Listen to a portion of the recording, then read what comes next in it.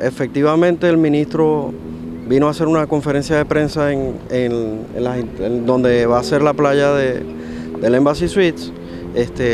Habló del tema de un requisito adicional que efectivamente ayer en una decisión de corte el juez indicó que teníamos que pedir un requisito adicional a nuestro permiso original.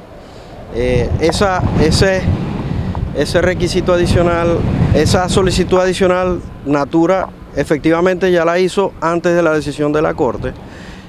Ya nuestro equipo de abogados tomó la decisión de solicitarla bajo protesta, pero la solicitó.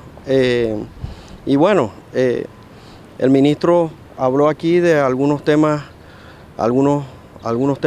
de algunas opciones que pudiera tener Natura para el tema de la playa. Nosotros lo que hicimos fue en efecto venir a escucharlo y a solicitar una reunión para ver a qué opciones se refiere. Él habló anterior al tema del waiver que él estaba cerrado a la idea de la playa de al lado, a pesar de que tenemos permisos ya desde 2019 y tenemos los consejos nosotros tenemos para efectuar la inversión, teníamos todos los permisos ya previamente otorgados y estos son requisitos sobrevenidos. Habló de otros temas, principalmente para nuestros efectos como Natura, nos centramos en que quiere darnos algunas opciones. Bueno, estamos abiertos a reunirnos esta semana para ver qué opciones, pero bueno, tenemos ya 6 meses operando y el efecto de no tener una playa nos está impactando severamente en el tema de ocupación. Tenemos más de 100 empleados y tenemos una premura. ¿Cómo se sienten los empleados mirando que todo está pasando en el corte? ¿Cómo se sienten los empleados de Embassy? Impotentes. En esencia, los empleados se sienten impotentes, no entienden por qué unas formalidades, una propiedad que ya tiene ya más de 6 meses operando por temas de gobierno sobrevenidos, porque ya nosotros teníamos todos nuestros permisos a la mano, no pueden